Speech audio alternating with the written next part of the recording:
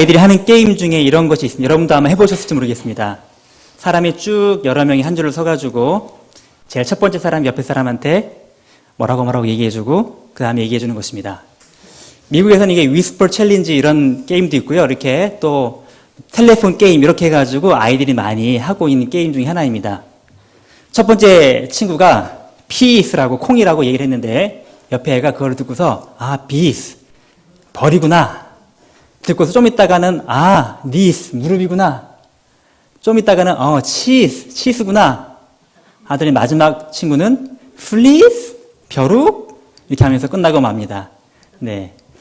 처음에 시작되었던 메시지가 중간중간에 단계를 거쳐가면서 얼마나 변질이 되고 왜곡이 되고 바뀌는지 여실히 보여주는 이제 게임이죠. 어느 날 시온이가 저한테 와서 질문을 던집니다. 아빠, 근데 내 친구가 그러는데 YMCA가 크리스찬 단체래. 말도 안 되지. 그러는 거예요. 그래서 제가 말 된다고. 그 원래 기독교 단체 맞다고. 왜 그게 거기 수영장 있고 그냥 헬스 하는 데 아니야? 아니, 그거 맞긴 맞는데 원래는 이게 Young Men's Christian Association, 그죠? 기독 청년회라고 되어 있는 이제 기독교의 정신과 복음의 원리에 입각해서 시작되었던 단체죠. 근데 여러분 아마 진짜 우리 시온이와 같은 이렇게 사람이 아마 대한민국에 많을걸요? 혹시 여러분들도 처음 들으신 건 아니죠? 네. 이렇게 이 정말로 설립되었을 때 그 처음의 메시지와 스토리를 잘 이어져 가고 있나? 여러분 주변에 그런 일이 많습니다. 많은 미션 스쿨들, 미션 하스피탈, 병원, 미션 선교단체, 자선단체 있지만 처음에 출발은 굉장히 선한 뜻을 가지고 시작했지만 그러나 그 본질의 메시지가 조금씩 변질되어 가는 것들을 우리가 종종 봅니다. 세대력교회의 사명은 여러분 뭔지 아시죠? 우리 믿음의 스토리가 끊어지지 않도록, 그죠? 믿음의 바톤을 다음 세대로 이어주자고 교회 이름도 세대로 교회입니다. 근데 잘 생각해 보면 이 바톤을 다음 세대에게 잘 물려주는 것도 중요하지만 더 중요한 것은 변질되지 않은 그 메시지가 다음에 계속 다음 세대로 이어지는 것이 정말 중요하다라고 하는 생각이 듭니다. 이 스토리를 잘 전달받아서 이 본질적인 메시지를 잘 전달해 줄 책임이 바로 우리에게 있다 하는 것입니다. 그렇게 되면 우리가 변질됨 없이 전해야 될 그 원본, 정확한 그 원래 메시지가 무엇일까요? 우리는 지금 그 메시지를 잘 전수받아서 또 이것을 잘 전달하고 있나요? 아니면 어떻게 하면 이 메시지를, 이 스토리를 끊어지지 않을 뿐 아니라 스토리가 정확하게 메시지가 변질되지 않게 전달될 수 있을까요? 우리가 하나님 말씀을 통해 함께 살펴보면 좋겠습니다. 우리 마가복음 1장 14절부터 20절까지의 말씀을 함께 보겠습니다. 마가복음 1장 14절부터 20절 말씀이요. 우리 계속해서 마가복음 말씀을 우리 천천히 살펴보고 있습니다. 우리 14절, 20절 말씀을 통해서 우리의 사명이 무엇인지, 우리가 어떤 메시지를 받아서 어떻게 전해야 될지 함께 생각해 볼까요? 우리 한 절씩 나누어서 교독하겠습니다. 요한이 잡힌 후 예수께서 갈릴리에 오셔서 하나님의 복음을 전파하여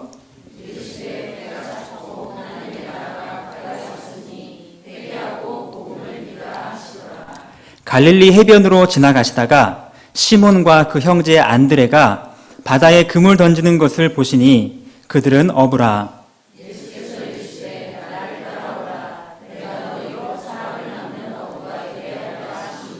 곧 그물을 버려두고 따르니라.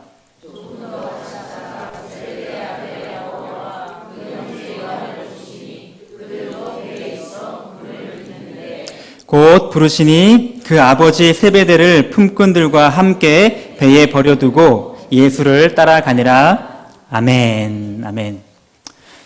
오늘 이 말씀을 통해서 우리 결론부터 먼저 생각해 보자면 이것입니다. 우리가 받은 원본, 그 스토리 원본 메시지는 무엇일까요? 그 메시지는 바로 하나님의 복음의 메시지입니다. 그리고 그 복음을 왜곡됨 없이 확실하게 전달할 그 소중한 통로로 우리 주님의 제자로 하나님께서는 저와 여러분들을 불러주셨습니다. 그 제자들은 그 사명을 감당하기 위하여 온전히 주님을 따라가는 삶을 살아가야 한다는 것입니다. 우리 지금까지 마가복음 1장을 통해서 우리 예수님의 초창기 행적을 지금 살펴보고 있습니다.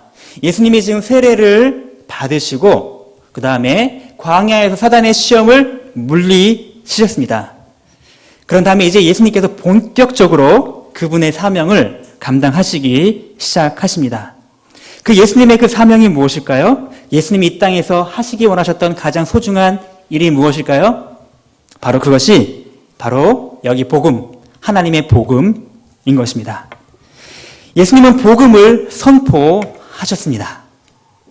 여러분, 지난번에 제가 말씀드린 것처럼 복음이란 말은 당시에 초창기 독자들이 듣던 말로 따르면 이제 유앙겔리온이라고 하는 이 말인데, 이 말은 가이사, 로마 황제 가이사에 관한 소식 혹은 가이사가 전달하는 그 소식이 바로 기쁜 소식, 복된 소식, 유앙겔리온이라는 단어로 많이 쓰였다는 것이죠.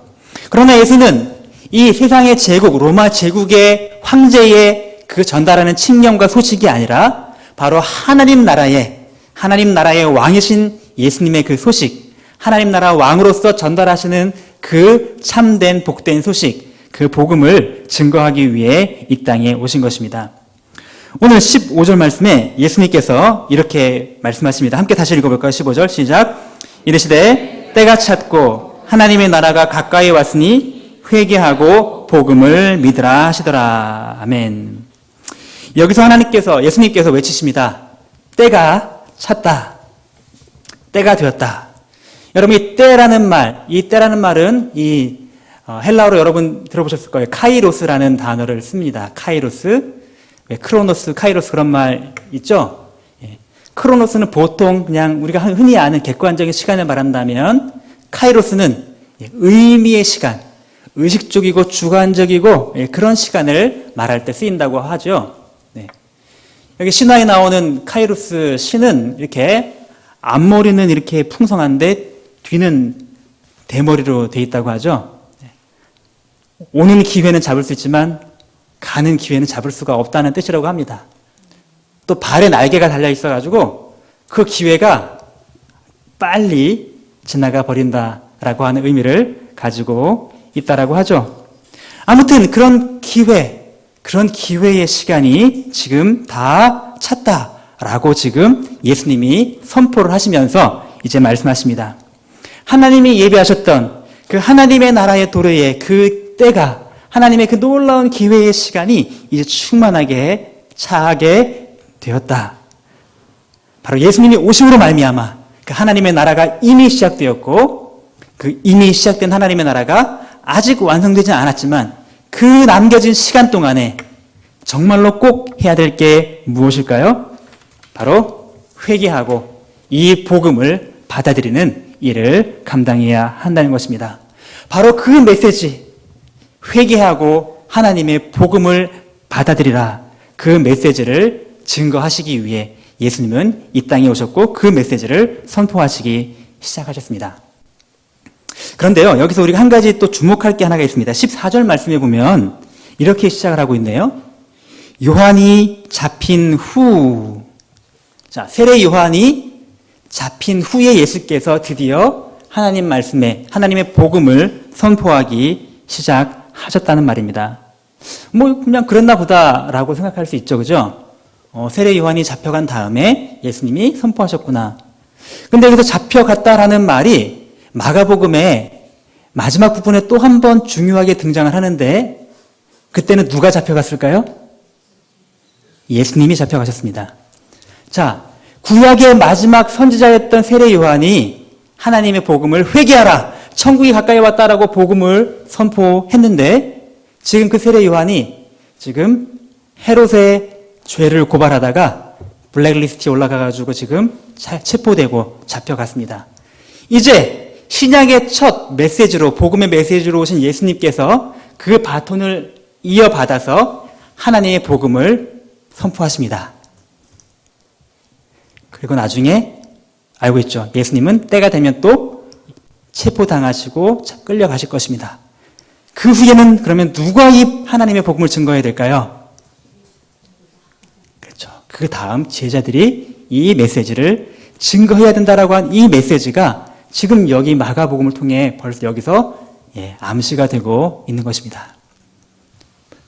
원본 복음의 메시지를 전달받아서 또 다른 메시지를 전달할 그 사람을 세우시기 위하여 바로 지금 예수님이 본인도 복음을 증거하시지만 지금 또 하나 중요한 일을 감당하시는데 그것이 바로 예수님의 제자를 세워서 이 메시지가 변질됨 없이 끊임없이 전파될 수 있도록 만드시는 작업이었다라는 것입니다.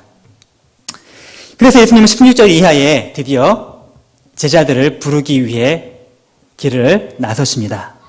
16절 한번 같이 읽어볼까요? 시작.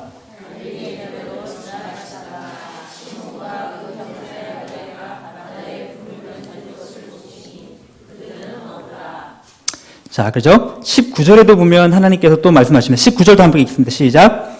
조금 더 가시다가 세베대의 아들 야고보와 그 형제 요한을 보시니 그들도 배에 있어 그물을 깁는데. 자, 그러시면서 지금 갈릴리 해변에서 두 형제, 4명 다 공통된 직업은 어부. 이들을 예수님의 첫 제자들로 부르시기 시작합니다. 사실 다른 성경에 보면 우리가 이미 베드로와 안드레, 야곱, 요한은 예수님이 누군지 이미 알고 있었고 예수님을 상당히 마음속에 영접한 상태인 걸 우리가 알 수 있습니다. 그런데 지금 예수님은 예수님을 믿기는 했지만 아직 완전히 따라가 제자가 되지 못한 상태에 있는 그들을 찾아가셔서 그들에게 나를 따라오라고 지금 제자로 초청하고 계신다라는 것입니다. 근데 여러분, 이 당시의 문화를 보면 이 장면은 조금 이상한 점이 하나가 있습니다. 뭔가 하면 스승이 제자를 찾아가서 나의 제자가 되라라고 하는 법은 당시의 일반적인 관습으로 올 때 상식적이지 않은 관습이라는 것입니다. 보통 어떻게 해야 될까요? 거꾸로 제자들이 어떤 분야에 탁월한 대가가 있으면 그 스승께 찾아가서 저를 좀 제자로 키워주십시오. 이렇게 찾아가는 것이 일반적인 관례인데, 그런데 여기서 예수님은 먼저 제자들을 찾아오셔서 그들을 불러주십니다. 그것도 지금 부를 만한 사람을 부르고 있지 않고 부를 만하지 않은 사람들을 지금 예수님은 제자로 부르시고 있는 모습이 굉장히 성경에서 독특하게 우리가 찾아볼 수 있는 모습이라는 것입니다. 여러분, 어떻게 이걸 설명할 수 있을까요? 하나님의 은혜고 예수님의 은혜일 수밖에 없는 것입니다.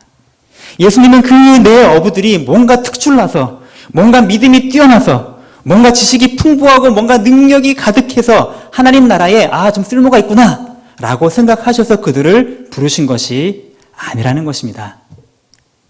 도리어 인간적으로 볼 때는 별 볼 일 없는, 당시의 정치와 종교의 중심지는 저 예루살렘이잖아요. 근데 저 예루살렘에서 저 북방에 있는 변경에 있는 갈릴리 지역에, 그것도 무슨 뛰어난 사람들도 아니고 그냥 보통 그냥 육체 노동을 하는 어부들을 도대체 예수님이 사람 보는 눈이 없어도 이렇게 없을까? 왜 그들을 부르시는 것일까요? 하나님은, 또 예수님은 바로 그렇게 자격이 없는 사람들, 쓸모가 없고 가치가 없는 사람들을 부르시는 특기가 있으신 분이십니다. 그 주님께서 또 저를 부르셨고 여러분들을 불러주신 것입니다. 제가 대학생 시절에 하나님께서 저를 또 사역자로 부르셨던 그 스토리가 지금 이 말씀을 준비하면서 생각이 났습니다. 저는 여러분 느끼시겠지만 그냥 보통 조용하고 그냥 특별한 두각을 나타내지 않고 존재감이 별로 없는 있는지 없는지 모르는 학생으로 이렇게 학교를 그냥 잘 다니고 있었습니다.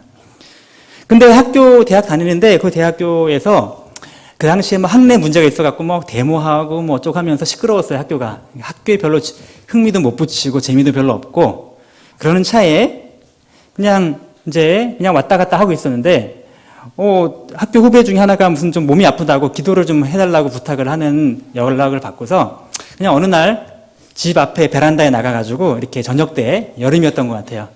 창문을 열어놓고 베란다 바람을 맞으면서 이렇게 서가지고 이렇게 혼자 중얼중얼 기도를 하기 시작했습니다. 근데 그날 제가 평생 잊지 못할 특별한 또 하나님의 또 그런 부르심의 음성을 듣게 됩니다. 자세히 설명하기는 좀 어렵지만 정말 생생하게 하나님이 나를 부르시는구나라고 분명히 알 수 있게 하나님이 나를 부르시는 그런 마음을 들었습니다. 근데 그 하나님이 부르셨다는 말씀 들었을 때 제 마음에 첫 번째 다가온 느낌이 뭔지 아세요? 덜컥 겁이 나는 마음이 먼저 듭니다. 사실 저는 어릴 때부터 교회를 열심히 다녔기 때문에 그냥 교회에 많은 분들이 너는 나중에 뭐 목회를 하면 잘하지 않을까 그런 얘기들도 종종 하셨지만 설레 저는 그런 사람 아니에요. 저는 그런 거 절대 아니에요. 저는 못해요. 저는 모태신앙이에요. 이렇게 항상 이렇게 그러던 사람이었는데 갑자기 하나님께서 제 마음속에 그런 마음을 강하게 심어주시는데 막 정신 차리면서 아니야. 나 후배가 아프다고 기도해 주러 왔는데 갑자기 엉뚱한 지금 일이 벌어져. 이거 아니야. 막 하는데 근데 또 마음속에 아는 거죠. 맞는데 내가 아니라고 해봤자 그 소용이 없는 것입니다. 하나님, 저는 그럴 만한 인물이 못 됩니다. 저 같은 사람을 뽑으시면 안 됩니다. 아니, 제가 뭔가 오해한 거겠지요? 잘못한 거겠지요? 이렇게 온갖 이유를 아무리 대도 제 마음속에 하나님이 부르셨다는 마음을 떨쳐버릴 수가 없었습니다. 그로부터 며칠 동안 계속 마음에 근심과 두려움인 것입니다. 잠도 못 자겠고 괜히 마음에 학교를 가든 지하철을 타든 계속 마음속에 막 불편한 것입니다. 이거 진짠가 이렇게 해야 되나? 이렇게 이쪽 길로 가야 되는 건가? 막 마음속에 두려운 것입니다. 그렇게 두려움 속에 있던 제게 당시에 이제 영어 공부한답시고 이제 영어 책 하나를 이렇게 읽고 있었는데 그 책이 마침 선교사님의 자서전 같은 거였어요. 허드슨 테일러 선교사님이라고 그 당시 굉장히 19세기에 가장 유명한 선교사님 중에 한 분이십니다. 이분의 자서전을 읽다가 어느 한 순간 장면에서 정말 뒤통수를 한 대 탁 맞는 것 같은 그런 전율을 느낍니다. 거기서 이 중국 선교의 아버지라는 이름이 붙은 그 위대한 선교사님이 어떻게 선교하기로 결정을 했는가 하는 그 장면에 이런 말을 하십니다. 여기 써 있네요. 하나님은 너무 작고 너무 연약하고 너무 보잘것없어서 하나님이 쓰시기에는 딱 적합한 사람들, 그런 사람들을 찾으셨다. 그러시던 중에 나를 찾으신 거다. 라고 고백을 하는 것입니다. 여러분, 허슨 텔러가 누구신지 잘 모르시죠? 중국 내지의 최초의 선교에 큰 역사에 일어났던 선교 역사의 굉장히 최고의 선교사님이시거든요. 그분이 이런 고백을 처음에 하면서 이 길로 들어섰다는 것을 하나님께서 저에게 말씀해 주시는 것입니다. 네가 너무 작고 너무 보잘것없어서 마치 갈릴리 해변의 그 어부들처럼 별 볼 일 없어서 내가 너를 들어쓰기에는 딱 적합하단다 라고 하나님이 말씀을 하시는 것입니다. 너가 부족하고 연약하다는 그 두려움 가질 필요가 없다. 너에게 자격이 있어서가 아니고 너가 뭐 대단해서가 아니고 바로 그 모습 그대로 그냥 따라오면 된다. 오늘 이런 말씀이 여기 앉아 계신 여러분들에게도 하나님은 말씀하신다고 저는 믿습니다. 하나님이 나 같은 사람을 도대체 나처럼 모나고 나처럼 성격이 삐뚤어지고 나처럼 부족하고 나처럼 이렇고 저렇고 왜 하나님께서 나를 이렇게 불러주셨을까요? 제가 목사의 자질이 있어서 부르신 것이 아닌 것처럼 여기 계신 장로님도 장로님의 자격이 너무 충만해서 하나님이 부르신 것이 아니고 권사님도 안수 집사님도 일반 집사님도 성도님들도 그 자격이 충만해서 하나님이 부르신 것이 아니고 하나님이 그냥 은혜로 불러주셨다. 그 자체가 은혜일 뿐이다 라고 하는 것입니다. 하나님께서는 또 제자들을, 이렇게 자격이 없는 제자들을 먼저 찾아가셔서 불러주신 이후에 그들에게 하나님의 사명을 맡겨주십니다. 제자들을 부르신 예수님은 그들에게 사명을 맡겨주십니다. 아까는 소명이었고 지금은 사명입니다. 사실 이 두 단어가 우리 일상교회에서는 사실 막 혼동을 막 많이 쓰기 때문에 비슷비슷하게 느껴지지만 원래 소명이라는 말은 부른다는 말이죠. 하나님의 콜링을 말합니다. 하나님께서 우리를 구원으로 부르셨고 그리고 또 하나님의 제자로, 하나님의 사명자로 부르십니다. 그러면 그런가 하면 사명은 우리를 보내시는 것입니다. 그죠? 근데 이 두 가지는 항상 같이 갑니다. 소명은 항상 사명을 전제로 하고 있기 때문에 그렇습니다. 하나님은 우리만 잘 먹고 우리만 구원받고 우리만 행복하라고 우리를 소명으로 부르시지 않는다는 것이죠. 항상 우리를 부르신 이후에는 우리를 통하여 하나님께서 하시려고 하는 그 사명을 맡겨서 보내신다라고 하는 것입니다. 오늘 17절에 바로 제자들에게 다가가신 제자들을 부르신 예수님께서 그들에게 사명을 주십니다. 우리 17절 말씀 함께 읽어볼까요? 시작. 예수께서 이르시되 나를 따라오라. 내가 너희로 사람을 낚는 어부가 되게 하리라 하시니. 아멘. 나를 따라오라 라고 부르신 예수님은 이제는 사람을 낚는 어부가 되도록 하기 위해 그들을 부르셨다라고, 너희는 이제 사람을 낚는 어부가 될 것이라고 그렇게 말씀을 하시는 것입니다. 하나님은 지금도 우리들을 부르신 다음에 우리를 보내셔서 하나님의 그 본질의 복음의 메시지가 지속적으로 왜곡되지 않고 증거될 수 있도록 하시기 위하여 우리에게 사명을 주시는 분이십니다. 우리를 부르신 분도 하나님이시고 우리를 보내신 분도 하나님이십니다. 근데 우리 자칫 잘못하면 이 사명을 받아 보낸다는 것도 사실은 어떤 면에서는 너무 부담스럽게 느껴질 수가 있습니다. 주님, 저는 할 줄 아는 게 없는데요. 제가 무슨 거대한 사명, 제가 무슨 능력과 무슨 재주로 그 사명을 감당하나요? 저는 당장 내 앞가림 하기도, 지금 내 먹고 사는 문제도 지금 너무 힘겨운데 저에게 무슨 하나님 나라와 복음을 위하여 사명을 감당하나요? 그런 마음이 들 수도 있을 것입니다. 저도 처음에 하나님께서 저를 부르신다고 느꼈을 때 그런 마음을 강하게 갖게 되었습니다. 하나님이 나를 부르셨다는 것도 알겠고, 또 하나님의 또 사명자로 세우셨다는 것도 알겠고, 그것도 하나님의 은혜라는 것도 너무나 감사하게 알긴 알겠는데, 그러나 여전히 마음속에 있는 두려움과 연약함은 떨쳐버리기가 쉽지가 않았습니다.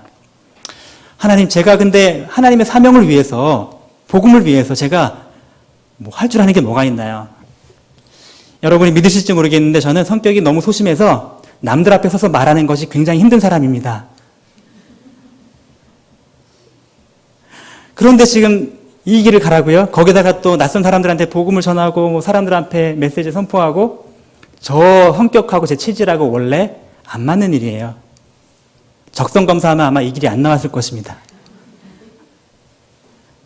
이런 능력이 없는데요. 재주가 없는데요. 말재주도 없고 어떻게 그 일을 감당하라고 하시는 건지. 근데 한편 그때 하나님께서 바로 오늘 이 말씀을 통해서 저희에게 또 다시 한번 깨닫게 말씀해 주십니다.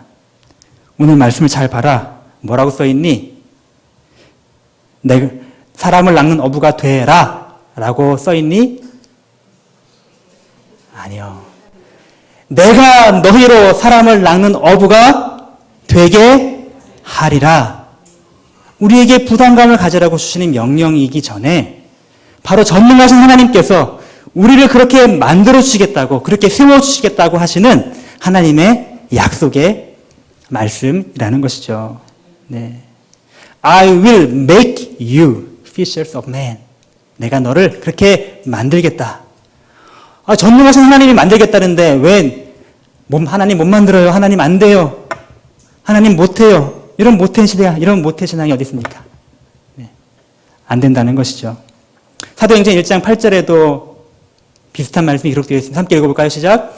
오직 성령이 너희에게 임하시면 너희가 권능을 받고 예루살렘과 온 유대와 사마리아와 땅 끝까지 이르러 내 증인이 되라라고 명령하셨나요?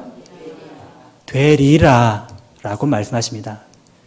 이것은 하나님의 뜻과 하나님의 계획 속에 하나님께서 이루고자 하신다는 그 뜻을 이 가운데 포함하고 있습니다. 물론 하나님의 명령도 성경에 많이 등장을 하지만 그러나 그보다 앞서 하나님의 의지, 이 말씀을 하시는 전능하신 하나님의 의지로 우리를 그렇게 세워주신다는 것입니다. 사명을 주시고 사명을 감당할 능력도 주시고 힘도 주시고 다 줄 테니 그냥 너는 그냥 예 그리하겠습니다. 따라오면 돼. 라고 우리 주님께서 말씀을 하신다는 것이죠. 아까 계속 하나님께서 저를 부르셨다는 말씀을 드렸는데 조금만 제 이야기를 더 하자면 그렇습니다. 그렇게 한 다음에도 여전히 마음속에 그래도 뭔가 내가 그때 내가 뭔가 이렇게 착각한 건 아닐까? 내가 뭔가 생각을 잘못한 건 아닐까? 여러 가지 생각이 자꾸만 뜨문뜨문 찾아오게 되었습니다. 그러다가 이제 그해 이제 대학을 휴학을 하고 어학연수를 간다고 이제 뉴질랜드를 가게 되었는데요. 모든 것이 낯설고 이제 새로운 땅에 그 당시에 뭐 인터넷도 없고 핸드폰도 없고 그냥 팩스로 그냥 연락하고 해가지고 이제 간 거죠. 가서 토요일 날 오후에 이제 하숙하는 집에 도착을 한 것입니다. 근데 그 집에 일본 친구 하나가 있더라고요.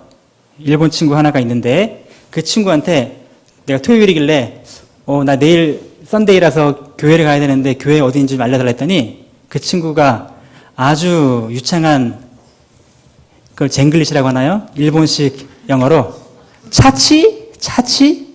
그러면서 철치를 이제 발음이 안 돼갖고 굉장히 이상한 표정으로 너 그런 데 가냐는 표정으로 한심하다는 표정으로 그런 데를 이상한 사람이냐는 표정으로 이렇게 쳐다보는 것입니다. 오디오도 있다고 알려줬습니다.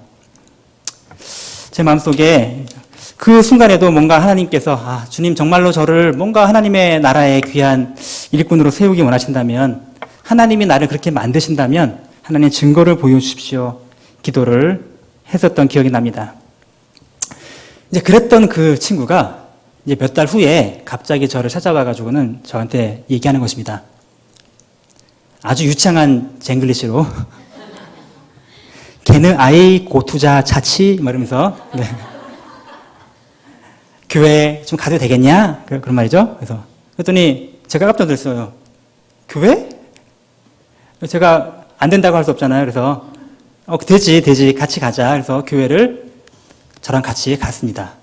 근데 얘가 태어나서 처음으로 교회를 갔는데 영어도 정말 나보다 훨씬 못하는 일본 친구인데 생판 처음 가는 교회를 가니까 저는 말은 잘 몰라도 분위기는 어떻게 흘러가는지 알잖아요. 이 친구는 전혀 모르니까 도대체 막 어리둥절하다가 끝내온 것입니다. 그래서 끝나고 나서 물어봤더니 도대체 뭔지 모르겠다고 해서 제가 무슨 생각인지 그럼 성경 공부를 하지 않겠냐고 얘기를 했더니 좋다고 한 것입니다. 그래서 또 제가 하긴 좀 너무 힘들 것 같아서 그 학교에 교목님을 찾아가가지고 이 친구 성경 공부 좀 시켜주시라고 했더니 알겠다고 하면서 저까지 같이 3명이 앉아가지고 이렇게 성경 공부를 시작한 것입니다. 근데 성경 공부를 이 친구가 굉장히 막 흥미롭게 처음 들어보는 예수님에 관한 이야기를 들으면서 굉장히 흥미롭게 반응을 하더니 그 이후에 제가 다녔던 그 랭귀지 그 과정에 있는 친구들이 하나씩 저를 찾아오는 것입니다. 90%가 일본 친구들이 찾아오더라고요. 그래서 똑같이 나도 거기에 가도 되겠냐고. 그래서 가도 되지. 안 된다고 할 수 없죠. 가도 되지. 어떤 친구는 와서 그 다음에 오더니 나 교회 좀 한번 가보면 안 되겠냐고. 근데 제가 한 번도 교회 가자거나 성경 공부하러 가자고 한 친구가 없거든요. 근데 이상하게 자꾸만 와가지고 나도 가면 안 되냐고 하는 것입니다. 심지어는 왜 쟤들만 데리고 가고 나는 안 데리고 가냐고. 그럴 수가 있냐고. 그러냐고 너도 가자고. 그래가지고 갑자기 한 명으로 시작했던 성경 공부가 10대 명이 이렇게 모여가지고 그 교목님이 너무 이건 무슨 일인가, 나도 무슨 일인가, 그러면서 이렇게 어리둥절하게 하고 있는 것입니다.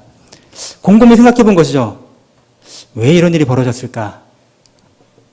순간 떠올리게 됐습니다. 제가 한 번도 그 친구한테 예수 믿어라, 교회 가라고 말한 적이 없는데도 바로 하나님께서 나를 부르셨다는 사실에 대해서 내가 너를 사람을 낳는 어부가 되게 하겠다라고 하신 그 말씀을 믿지 못하고 항상 뭔가 피해가려고 두려워하는 마음속에 하나님 제가 할 수 있다면 하나님 그런 증거를 좀 보여주세요 라고 했던 그 기도를 오래전에 했던 기도를 잃어버렸는데 하나님께서 그때 보니 나도 모르게 자 봤지? 라고 하시는 것처럼 보였습니다. 너가 정말 하는 게 없는데 이렇게 되는 거 봤지? 이렇게 하나님 말씀하시는 것만 같았습니다.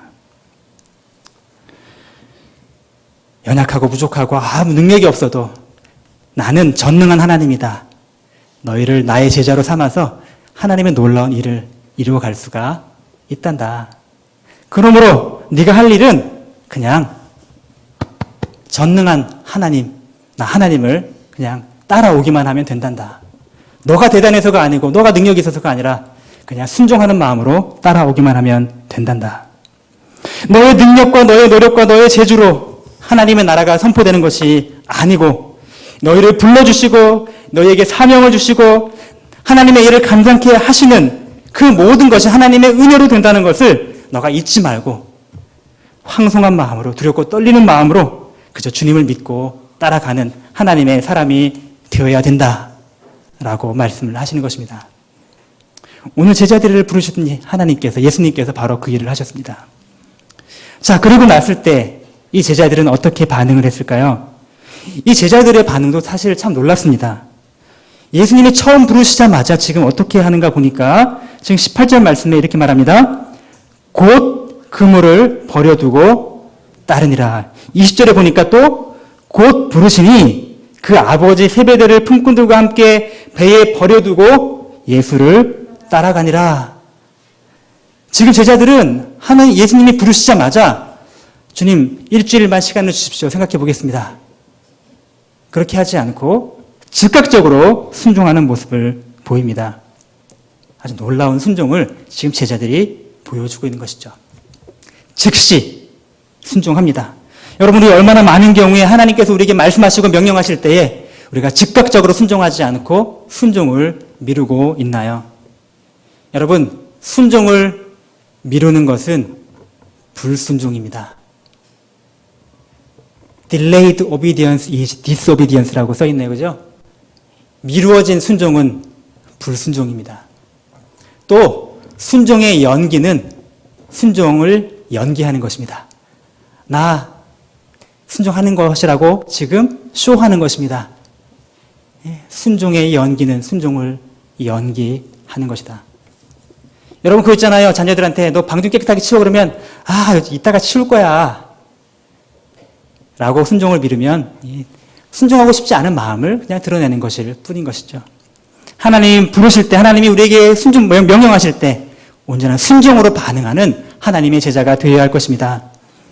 또한 이 제자들은 예수님 부르시자 즉시 지금 하던 것 그 모든 것을 내려놓고 예수님을 따라가는 순종을 보여주고 있습니다. 베드로와 안드레는 그물을 내려두었습니다. 야고보와 요한은 심지어 일하다 말고 품꾼들 아버지까지도 그냥 거기 냅두고 그냥 예수님을 따라갈 만큼 온전히 내 것을 내려놓고 주님을 따라가는 모습을 보여주고 있습니다. 예수님을 위해서 예수님 부르신다면 나의 생업도 나의 모든 관계도 그보다는 두 번째 우선순위입니다 라고 하는 믿음의 결단으로 지금 예수님의 뒤를 따라가고 있는 것이죠. 굉장한 순종의 헌신이 아닐 수 없습니다.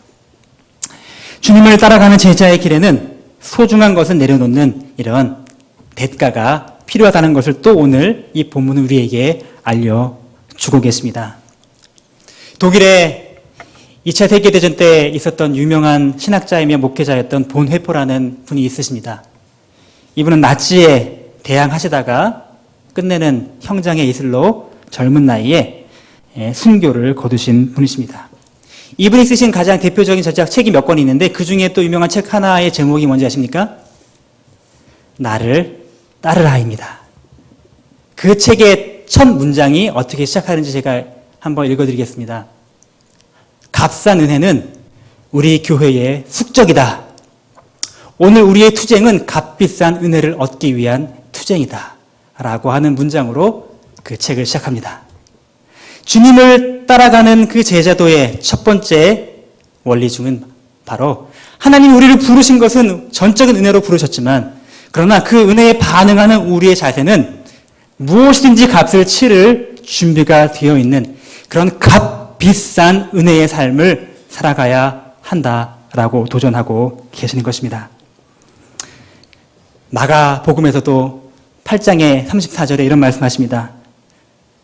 함께 읽을까요? 시작. 누구든지 나를 따라오려거든 자기를 부인하고 자기 십자가를 지고 나를 따를 것이니라. 아멘. 오늘 예수께서는 연약하고 보잘것없는 어부들을 먼저 찾아가 불러주시고 그들에게 예수님의 그 바톤을 이어받아 이제 하나님 나라의 그 원 메시지를 왜곡됨 없이 전파할 것을 명령하여 주셨습니다. 사람을 낚는 어부, 예수님의 참 제자가 될 사명을 그들에게 주시자 그들은 곧 그들의 그물을 내려놓고 예수님을 따라가는 순종을 보여주었습니다. 하나님께서는 우리를 지금도 찾아오시고 우리를 주님의 제자로 부르시고 계십니다. 예수님의 그 바톤을 제자들이 받았던 그 바톤을 우리가 이어받아서 하나님 나라의 복음을 전파할 하나님의 귀한 제자가 되시기를 주의 이름으로 축원합니다. 그리고 그 일을 감당할 힘과 능력도 주님께서 우리에게 주심을 신뢰함으로 말미암아 머물거리거나 미루거나 하지 말고 내 것을 더 내려놓고 주님을 따라 순종하는 주의 나라와 주의 복음을 위하여 살아가는 참 주님의 제자 되시기를 주님의 이름으로 축복합니다. 아멘. 다 같이 자리에서 일어나셔서 함께 우리 찬양하면서 또 주신 말씀을 다시금 되새기는 시간을 갖겠습니다.